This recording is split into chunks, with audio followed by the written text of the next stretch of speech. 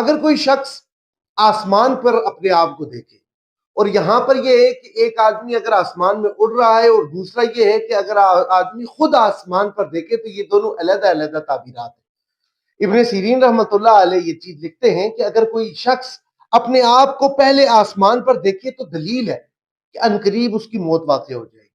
اگر کوئی آدمی اپنے آپ کو دوسرے آسمان پر دیکھتا ہے تو دلیل ہے کہ اللہ رب العالمین اس کو علم و دانش سے نوازے گا۔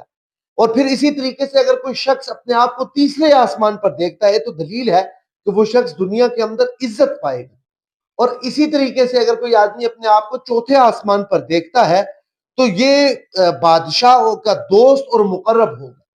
اگر اسی طریقے سے کوئی آدمی پانچویں آسمان پر اپنے آپ کو دیکھتا ہے تو دلیل ہے کہ اس کے اندر ترس اور خوف اللہ رب العالمین رکھیں گے۔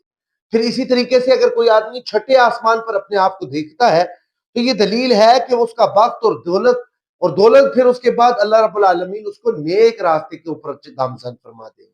اور اسی طریقے سے جو دوسری تعبیر ہے، اگر کوئی آدمی اپنے آپ کو اڑتا دیکھے آسمان کے اندر، ہوا کے اندر، وہ اپنے آپ کو دیکھ رہا ہے، تو اس کا یہ مطلب ہے کہ وہ آدمی سفر کرے۔